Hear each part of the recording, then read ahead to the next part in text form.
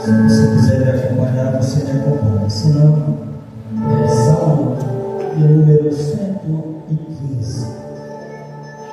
Quero agradecer a Deus pela vida de cada um que aqui está. A vida da pastora presidente, você José, pastor Luciano, pastor Paulo, todos que se encontram aqui. Salmo 115 vai dizer: não a nós, Senhor, não a nós, mas ao teu nome dai glória, por amor da tua benignidade, da tua verdade.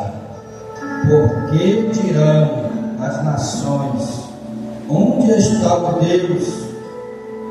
Mas o nosso Deus está no céu e fez tudo que lhe apraz. Amém? Podeis assentar, e nós cremos nesta noite que o Senhor, Ele é poderoso e magnificoso para fazer aquilo que Ele bem entender. E eu me sinto privilegiado por essa oportunidade. Se tem uma coisa que eu nunca vou rejeitar, é se alguém me convidar para pregar. Eu nunca vou rejeitar. E se algum dia eu rejeitar, você pode dizer que eu já não estou mais nessa terra, tá? A palavra do Senhor vai dizer no livro, agora nós limos, Salmo 115. O salmista, ele vai dizer: não a nós, Senhor, mas o teu nome. E as nações dirão: aonde está o vosso Deus? E o salmista, ele vai responder e dizer: o nosso Deus está no céu e fez tudo que lhe apraz. E a palavra vai descendo mais abaixo nesse salmo, e o salmista vai narrando esse salmo e vai fazendo uma narração diante das nações de Israel, dizendo: os ídolos são feitos por mãos de homens. Ou seja, e ele vai começar a falar: tem olho, mas não vê, tem mão, mas não apalpa, tem ouvido, mas não ouve, tem narina, mas não cheira, tem pés, mas não anda. Agora o salmista, ele vai dizer: agora o nosso Deus, que fez o céu, fez a terra e rege o mundo na palma das suas mãos, esse sim dá glória. E a Bíblia vai dizer que todos aqueles que invocam esses deuses, a Bíblia vai dizer que são semelhantes a eles, porque eles não têm utilidade para nada. E a palavra, ela é bem certa e bem clara. E o salmista, ele vai dizer: são semelhantes a esses deuses que tem olho, mas não vê, tem mão, mas não apalpa. Para se mover de um lado para o outro, tem que pegar e colocar em um lugar que precisa ser colocado. Mas o nosso Deus, a qual nós adoramos, esse é o único e exclusivo que está na terra ao mesmo tempo e está no céu. É onisciente, é onipresente, é onipotente, conhece cada pensamento, sonda cada coração. E a Bíblia vai dizer que ele tem a batida do nosso coração na palma das suas mãos. Ou seja, ele tem o controle de todas as coisas. E a Bíblia vai dizer em Isaías 49 que ainda que uma mãe viesse esquecer do seu filho, que saiu do seu próprio ventre, que essa venha se esquecer e não se compadeça dele, a palavra do Senhor vai dizer: eu todavia não me esquecerei de ti. E ele vai dizer para mim,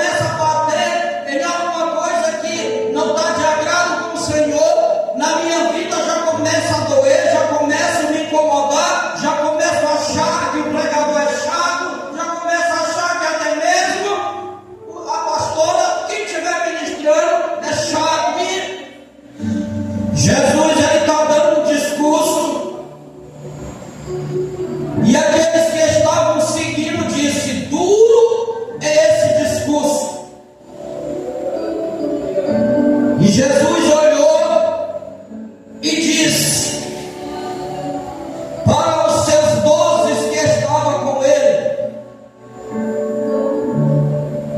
Depois desse discurso, a Bíblia vai dizer que muitos voltaram para trás, recuaram. Mas Jesus olhou para os seus 12 discípulos e disse para eles: vós também se escandalizais, vós também quereis se retirais. E Pedro foi aquele que cortou a orelha do soldado romano chamado Malco. Pedro, ele andava com Jesus, mas Pedro ainda não era. As pessoas hoje fazem uma narração e dizem que Pedro não era convertido. Não. Se Pedro andava com Jesus, Pedro tinha principalmente que ele era ali um protetor de Jesus. E Pedro olhou e disse: para onde iremos, Senhor, se só você tem a palavra da vida, meu irmão e minha irmã? Aleluia, Deus. Eu não tenho outra saída, você não tem outra saída a não ser Jesus. Se eu procurar outra saída, vai ser uma saída errada. Mas se eu procurar a saída que é Jesus, porque ele diz: eu sou o caminho, sou a verdade, sou a vida. E ninguém vai ao Pai se não ser por mim. Se ele está dizendo: eu sou o caminho, sou a verdade, sou a vida, quem entra pela porta estreita herdará o reino do céu. Mas quem entra pela porta larga é o caminho da perdição. E Jesus disse para Pedro: vós também quereis se retirais, escandalizais com uma palavra que vós tenho falado, que é palavra de vida, não palavra de morte. Pedro olhou e disse: não, Senhor, para onde iremos? Só o Senhor tem a palavra da vida. Deixa eu lhe falar, só o Senhor tem a palavra verdadeira, a qual me tira do calabouço e me coloca em um lugar de honra. Só o Senhor tem a palavra que me tira da cisterna. Só o Senhor tem a palavra que me tira da sepultura. Só o Senhor tem a palavra que me tira do futuro e me coloca em um lugar de honra. E o salmista vai dizer: tem olho, mas não enxerga, tem ouvido, mas não ouve, tem boca, mas não fala, tem pé, mas não anda, tem mão, mas não apalpa para sentir. E ele vai dizer: todos aqueles que adoram esses deuses são semelhantes a eles. Aleluia. Mas nós somos diferentes. Nós adoramos um Deus que está sentado em seu trono de glória. E neste momento, a Bíblia diz que ele está com seus olhos como tocha de fogo em direção da terra. E a Bíblia diz que ele é tão grande que não há mais nada acima dele, porque não existe coisas nenhuma acima dele. Existe abaixo dele, mas acima dele não existe nada. E a Bíblia vai dizer que quando ele vai olhar para a terra, a Bíblia diz que ele se curva. E a Bíblia diz que a terra é o estrado dos seus pés. Imagina o tamanho de um Deus desse que você serve, que eu sirvo. Ele está com seus pés em cima da terra. É por isso que na hora que ele movimenta a terra, ele terremoto para um lado e terremoto para o outro. E quem serve a esse Deus, ele é privilegiado, é agraciado pela bondade dele, pela misericórdia dele. E aí agora nós vamos entrar na palavra-chave a qual eu quero pregar nessa noite. Você pode dizer: pastor, você ainda não começou a pregar? Não. Agora eu vou começar a entrar na palavra. Eu prometo que não vou demorar muito. Vamos ver a hora de tempo.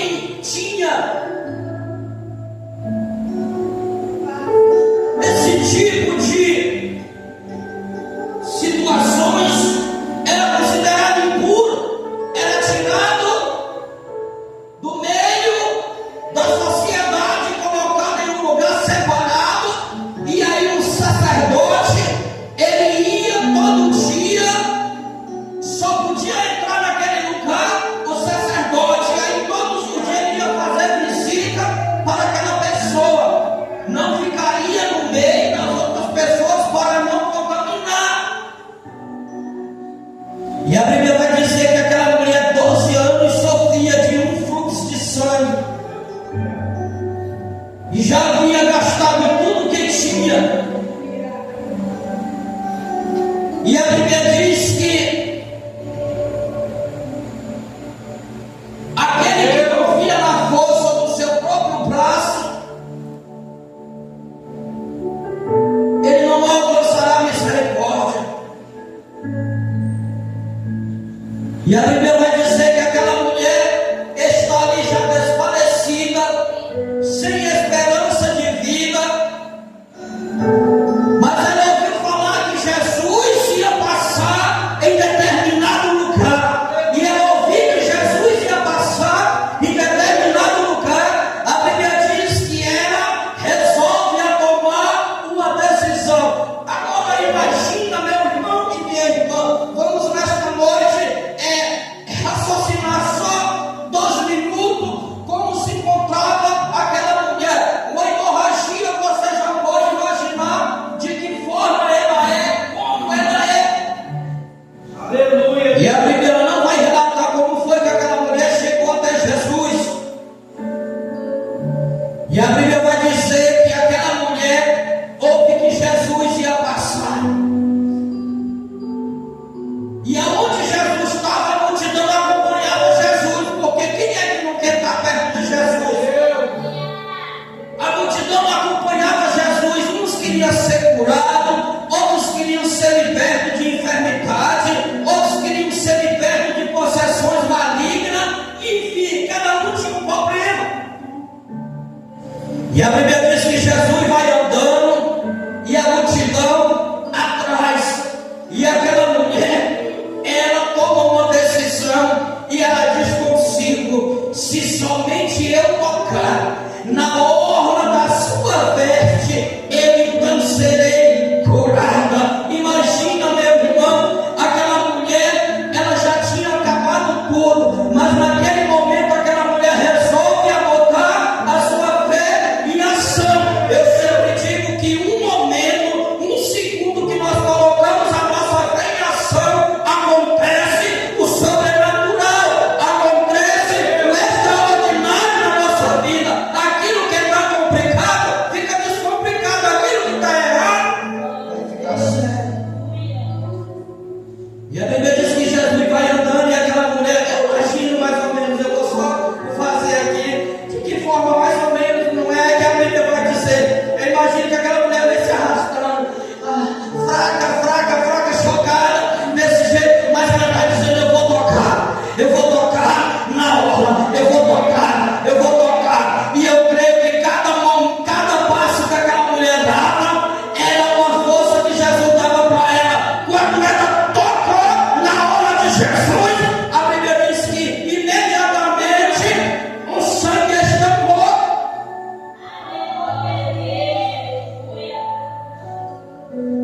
Jesus para naquele momento. E quando Jesus para naquele momento, Jesus diz: alguém me tocou.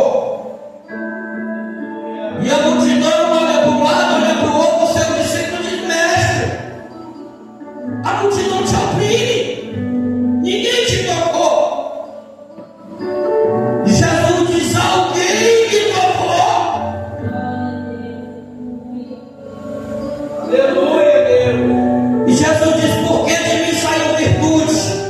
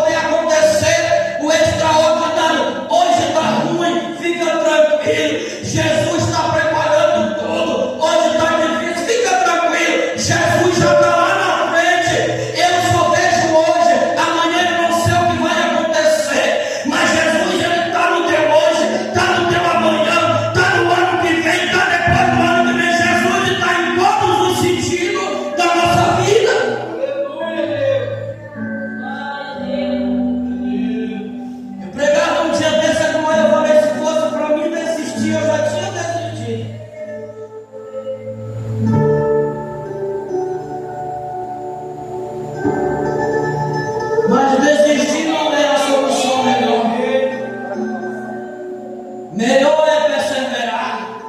O Senhor disse: a tua força é a minha alegria.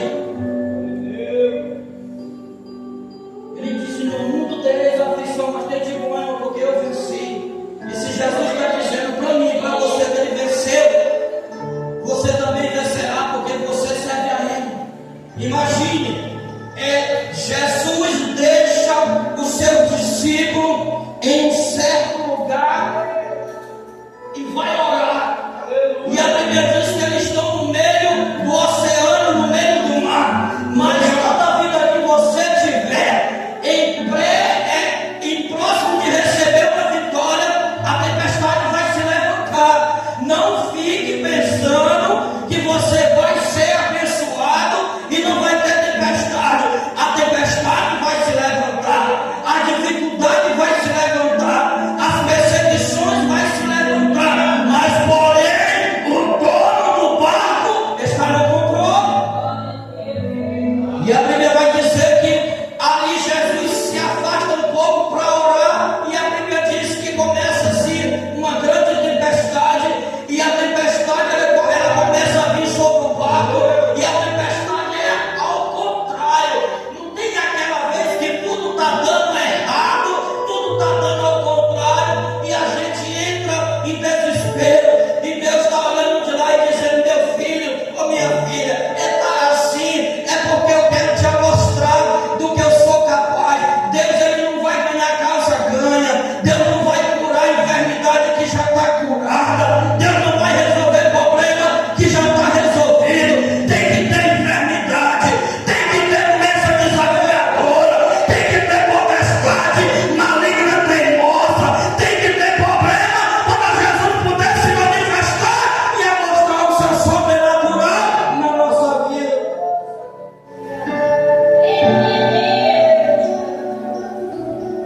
E se não tiver, não acontece milagre. E a Bíblia vai dizer que começa a tempestade. E Jesus, na quarta vigília da noite, vem andando por cima do mar. E os seus discípulos, quando viram, temeram, disseram: é um fantasma. E olha, Pedro, ele era atrevido. Ele olhou e disse: Jesus, se és tu, manda que eu irei ter contigo. E a Bíblia vai dizer que Jesus diz: então vem. E a Bíblia diz que Pedro, ele andou sobre as águas. Não vai pensar que Pedro bateu na água e afundou igual uma pedra, não. Pedro ainda andou sobre as águas. Sabe o que é que faz nós cair? Sabe o que é que faz nós desvanecer? É porque Jesus, ele diz: olhei só para mim, o autor e o consumador de todas as coisas. O que faz nós cair, nós escurecer, é porque nós deixamos de olhar para o alvo aqui, ó, e olhamos para cá. Quando nós olhamos para cá, nós vamos encontrar obstáculo. Quando nós olhamos para cá, nós vamos encontrar obstáculo. Se olhar para cá, vai encontrar obstáculo. Mas se olhar para o alvo que é Jesus, vai encontrar a solução de todos os problemas. E a Bíblia diz que ele disse: então vem, Pedro, ter comigo. E a Bíblia diz que Pedro vai andando sobre as águas. E quando Pedro anda sobre as águas, a tempestade estava daquele jeito, e Pedro teve medo. E a Bíblia diz que Pedro começou a afundar, e ele disse: socorre-me, ó mestre, porque eu vou perecer. É bem certo a gente pregar e dizer: Pedro não teve fé e afundou. Meu irmão, não tem um homem aqui na terra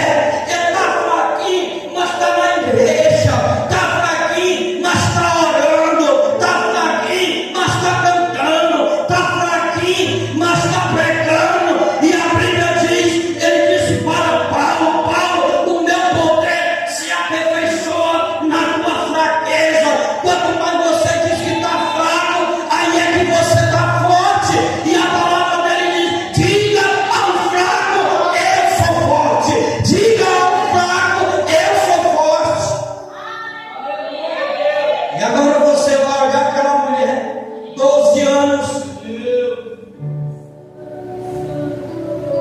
Se fosse na época de hoje,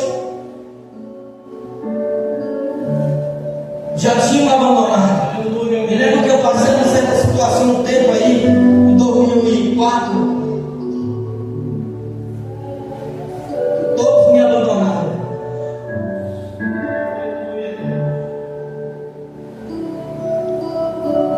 Ficou só Jesus e eu. Minha mãe andou tanto comigo que disse um dia para mim: que você ouviu uma mãe falar assim, filho, é porque o negócio está feio. Meu filho, eu desisto, meu filho, de andar contigo, posso ficar. Já não aguento mais.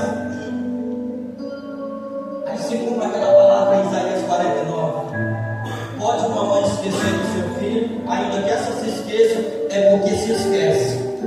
Não toda, mas vai ter umas que se esquecem. E eu fiquei sozinho. E Jesus.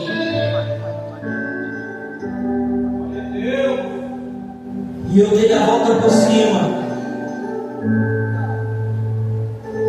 E um dia Jesus falou isso para mim.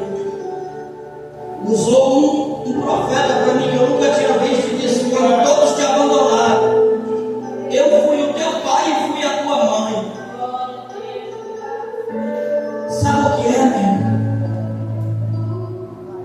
É porque nós desistimos fácil. Em vez de nós perseverarmos, murmuramos. E Jesus não se agrada da murmuração, mas sim Jesus se agrada da perseverança, da perseverança, da perseverança, da perseverança. Porque quando você está, mesmo fraco, perseverando, ele está dizendo: olha, está desse jeito aí. O Espírito Santo vai lá e diz: olha, pai, o teu filho está desse jeito aí, pai, mas ele está insistindo, pai. A tua filha está desse jeito aí, pai, mas ela está insistindo, pai. Faz alguma coisa por ele, faz alguma coisa por ela. Se é para abençoar materialmente, abençoa. Se é para abençoar espiritualmente, abençoa. Se é para solucionar um problema difícil que o homem não pode resolver, resolve, pai, para ele. Se é para curar uma enfermidade desafiadora da medicina, cura ele, ó pai. Cura ela, pai, porque a palavra do Senhor vai dizer no livro de São Lucas, capítulo 17, que o Espírito Santo, ele leva a tua oração e a minha oração com gemido inespremível perante a presença do Pai. E eu vou deixar de acreditar no Deus que tudo pode para acreditar num Deus que nada pode. Eu fui pregar em um lugar lá de Santana um dia desse. E quando eu vou saindo,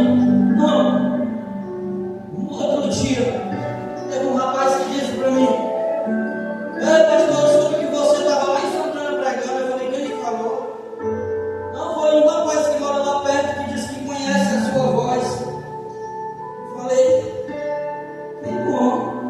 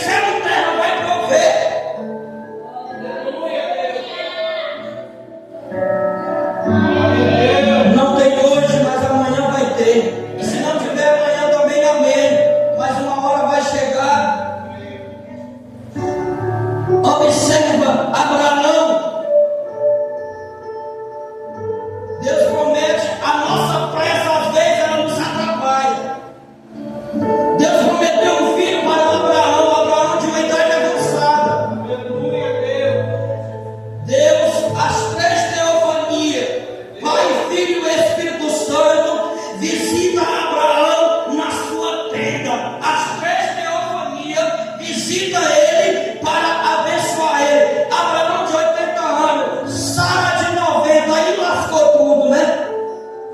Mas Deus chega lá e faz uma promessa e diz: te darei um filho. E a Bíblia diz que Sara está lá na tenda e Abraão lá fora. E a Bíblia diz que Sara lá atrás da sua porta, ela dá um riso.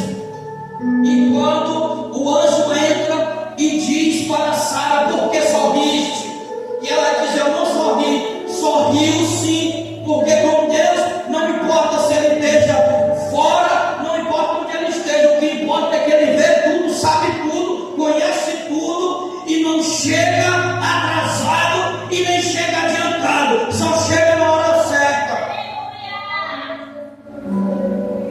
E ele promete o filho da promessa, Isaac. Mas aí você vai olhar que está tudo caótico. Abraão já de 80 anos, Sara já de 90, não vai dar mais nada, né, meu irmão? A não ser dor, a não ser cansaço, não tem mais nada, né? Você olha e você sabe que é isso. Mas se Deus falou, está falando. Vai acontecer um milagre.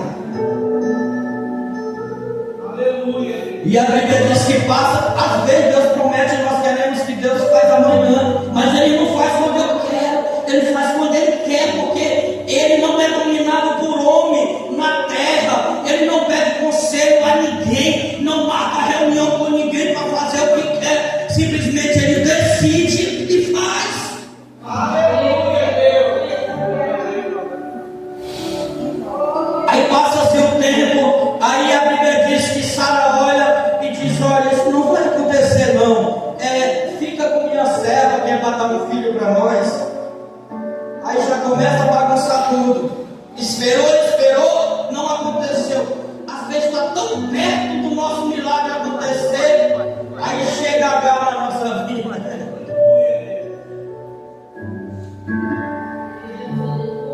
E Abraão, muito obediente, ficou com a sua concubina. Naquela época era natural. Hoje em dia, se fizer isso, vai levar o chicote da disciplina de Jeová.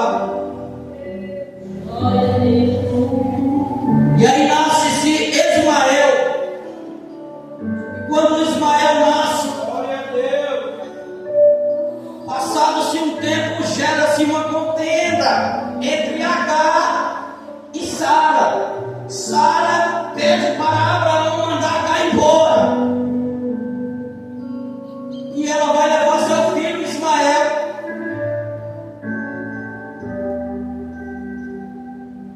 E a Bíblia diz que Deus aparece para Abraão e diz: Abraão, o filho da promessa não é esse, Abraão. O filho que eu te prometi que ia te dar não é esse. E a Bíblia diz que passa-se um tempo, a promessa só se cumpre no tempo certo, ela não se cumpre antes do tempo. E nasce-se Isaac. Esse é o filho da promessa. Abraão dá um grande banquete com o nascimento de Isaac. Imagina aí, nós já vamos encerrar. Imagine aí, o filho da sua velhice, passa-se um tempo.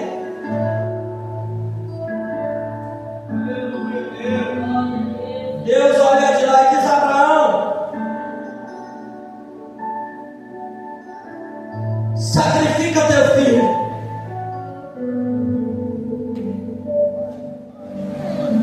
Sai e vai para o monte Moriá.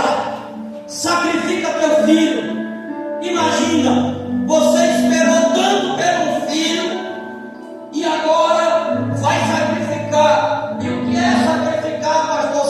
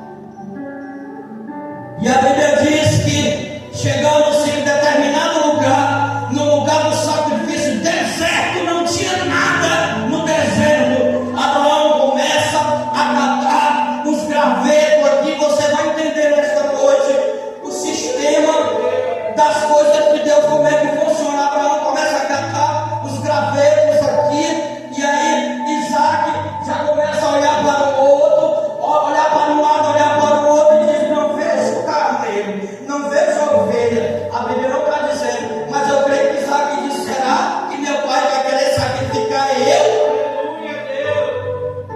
E a Bíblia diz que ele vai preparar o holocausto, ajeita tudo. Aí Isaac olha assim e diz: meu pai, está aqui o holocausto, está preparado, mas cadê o cordeiro? E Abraão olha para ele e diz: meu filho, o cordeiro Deus proverá. E a Bíblia diz que Abraão pega o seu filho Isaac e bota em cima das pedras no lugar do sacrifício. Imagina, meu irmão, a obediência de Isaac. Aleluia, Deus. Que dor que não estava Abraão naquele momento. Imagine aí, pegando seu filhozinho ali, ó, amarrando, e o cutelo ali para decolar o seu pescoço. E Isaac ali, imagina como estava o coração de Isaac, né, pastor?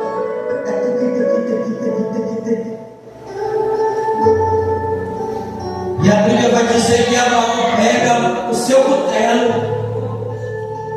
e arma para degolar o seu filho para sacrificar. E a Bíblia diz que o anjo brada do céu diz: Abraão, Abraão, não estenda as mãos ao moço, porque agora sei que tu és fiel. Mas eu creio, meu irmão, que Abraão, ele ia sacrificar o seu filho. Mas eu creio que Abraão pensou: bom, se Deus me deu esse menino, nessa idade que eu estou, ele pode me dar outro de novo. Abraão, ele tinha essa fé convicta dentro do seu coração, que se ele sacrificasse Isaac, Deus poderia dar outro Isaac, quantos Isaac ele quisesse dar para ele. E o que eu aprendo aqui é que Deus, ele não te pede o que é teu e nem o que é meu. Ele só te pede algo que ele já te deu. Ele não pede aquilo que é teu, ele só pede algo de mim e de ti, aquilo que ele já nos deu. Me prova, pastor, se ele nos deu a vida, o que é que ele quer de nós? Que nós sejamos adorador, que nós sejamos adorador dele, que nós adoramos a ele, que nós servimos a ele. Por quê?